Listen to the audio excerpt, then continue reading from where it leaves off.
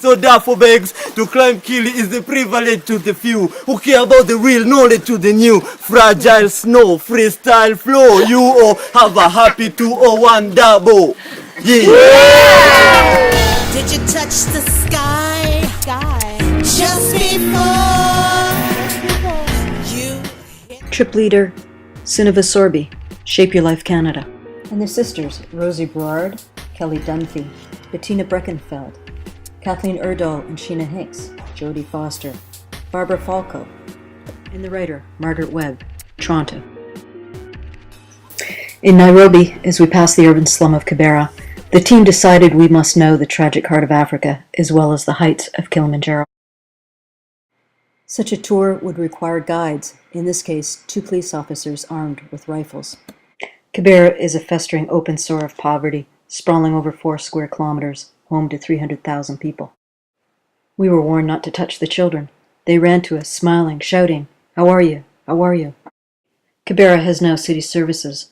Raw sewage flows in the streets. Children walk barefoot and play in the muck. Our team raised $40,000 for the Stephen Lewis Foundation in Canada and the American Foundation for Children with AIDS. In Kenya, we would visit the children. Our fundraising helped. AIDS has orphaned 2 million children in Kenya. They can live on the street here for years. The lucky ones end up here. The mission provides orphans with a safe place to stay, an education, proper meals. The hospital has pioneered treatments to drastically reduce transmission of AIDS to newborns. The teenagers who go to high school here have big dreams, and they're in a big hurry to succeed so that they can help other AIDS orphans. Okay, my name is Samuel, and my dream is to become a judge. My name is Mary. I would like to be a lawyer. Okay, I'm Faith. I would like to be a doctor. My name's Stella, and I am thankful for the people who helped me to come here. My name is Bernard. First, I would like to appreciate you people for your coming, and you are most welcomed in Kenya again and again. We told the kids they had scaled the real mountain, surviving Kibera. The next day we traveled to the Rift Valley and St. Mary's Sister Orphanage and Hospital. The orphanage is set on an achingly beautiful, remote slice of African savanna.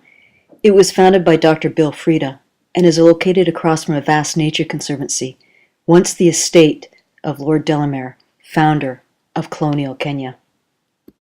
The orphanage has a farm, orchards, and gardens to provide fresh food for the children and the hospital. Here, we played mom to girls between ages of 2 and 17, all HIV positive. The kids took us by the hand to show us their home. It was clean, if sparse. It included a medical clinic.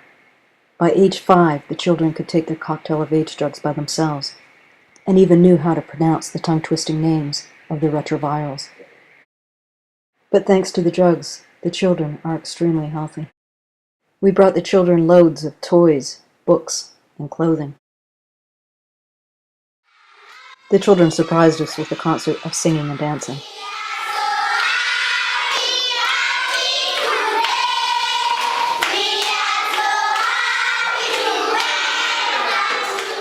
For 2 hours, we sang, clapped, and laughed, while our African daughters crowded onto our laps.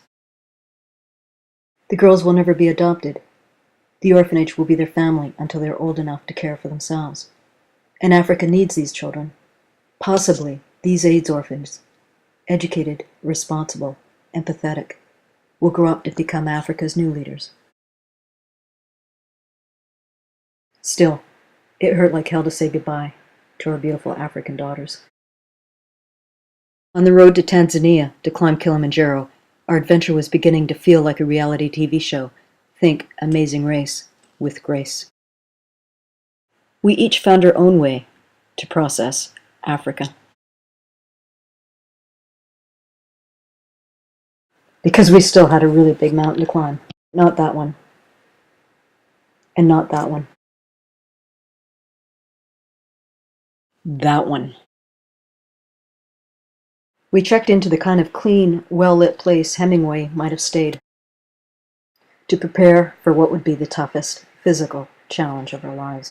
Met our guides from Sierra Mountaineering International, Kurt and April. Our African guide, God Listen, invited us to his home for delicious banana soup. A Maasai warrior with a cell phone toured us through farmland and rice fields at the base of Kilimanjaro. The water that sustains them depends on the snows of Kilimanjaro. We enjoyed one last dinner. We knew the way. Our porters lugged up bags of fresh vegetables and fruit purchased from small farmers at the base of the mountain. We started at 6,000 feet and spent that first day hiking up 3,000 feet under a dense canopy of rainforest. Let it be said here, Kilimanjaro is no slouch. 19,341 feet. It is Africa's highest peak and the fourth highest in the world. Fewer than 45% who attempt it will make it to the summit. And about 10 climbers a year die in the mountain.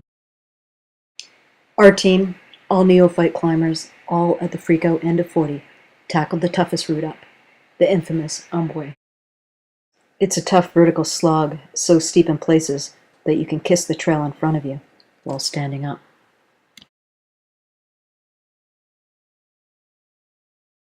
Many guiding companies actively discourage trekkers from taking it.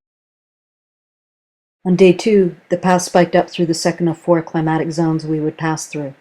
The moorland, a surreal landscape of scrub pine, humongous heathers, gigantic ground cells that look like dustbusters on steroids, topped with cactus toupees.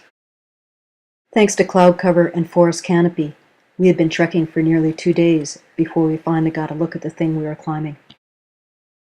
Then trees, ridgelines, and clouds all parted at once, and it exploded into view, jaw-dropping, gob-smacking.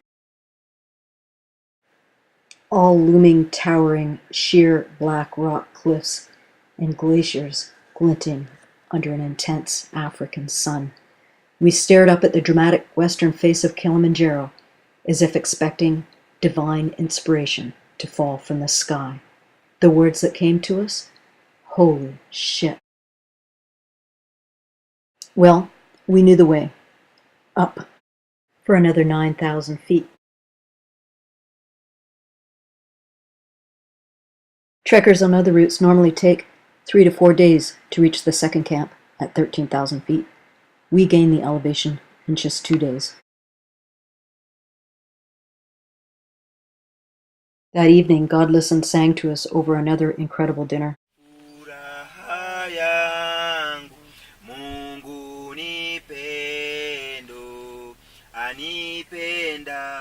Then we stumbled outside to the most extraordinary view of our lives. Above us, stars gleamed as big as baby fists. Below, the pinprick lights of Moshi twinkled, so that it seemed like we were standing smack in the middle of the night sky. We hugged together for warmth and laughed so hard our porters thought we had gotten drunk. The next morning, we faced the Branco Wall, a 900-foot flow of volcanic rock. The physical challenge, the stress, is intense. This is where guides say a team can come undone. But we came together as a team. We gained the circuit route that winds around the mountain to the summit, just in time, and entered the third climatic zone, high alpine desert. God Listen, Gaudi for short, nicknamed us the Dadas, Swahili for the sisters. In Gaudi's lifetime, the snows of Kilimanjaro once reached down to here. Since 1912, the mountain has lost 80% of its snow cover, and the snows may be gone by 2020. That afternoon, we scaled the Karango Wall. We had the afternoon to contemplate our duty to Africa and what had drawn us here.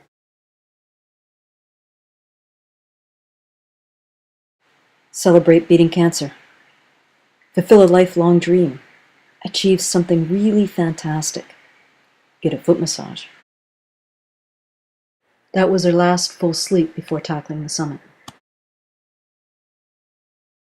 Morning 4, we gained serious elevation, trekking up to high camp, Brafu hut, taking rest steps, going pole, slowly, slowly, and pressure breathing.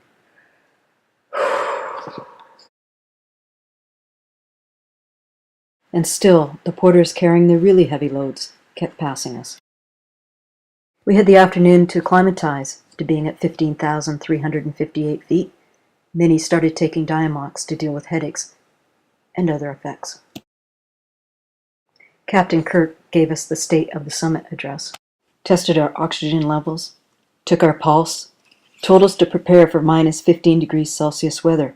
We would have a full moon and clear weather to face this terrain. But we left at midnight.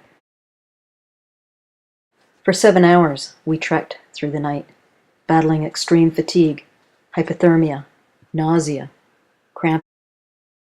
Whenever we thought of giving up, we thought of Kenya's orphans. If those kids could survive the slums and AIDS, then we could climb this mountain. Finally, the trail lipped up over the ancient volcano, and as if on cue, a great burning ball of orange blasted over the horizon. And we saw the ancient snows of Kilimanjaro. Uhuru piki, babu yangu, uhuru piki, umeboboa. Congratulations, Cap! Yeah! At 6:40 a.m., we reached the highest point in Africa, Uhuru Peak, freedom in Swahili.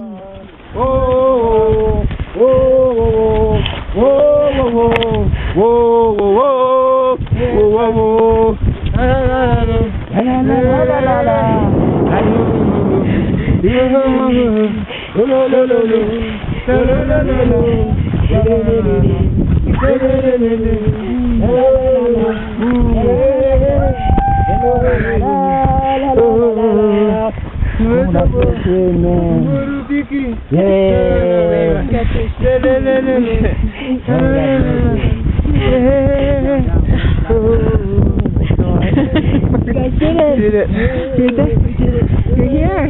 Best sunrise on the planet. Did a great job. Getting Birdie up here. Nice job. What do you think of the sisters? Oh, I think they're wonderful. Great job. A lot of guts. A lot of determination. Yeah. Congratulations. Hey, Kelly. This is a life adventure that I cannot even go home and explain it. It's so big. It's a dream come true, start to finish. What a team, what a view, what a track. How high are we, girls? We're high.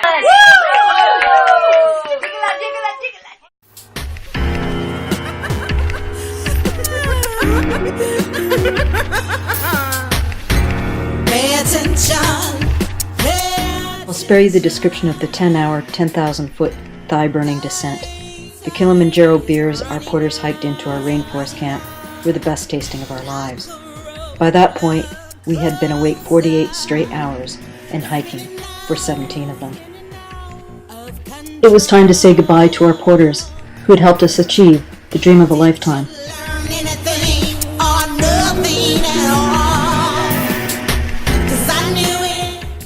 Walking out the rainforest trail, we contemplated the bigness of what we had achieved.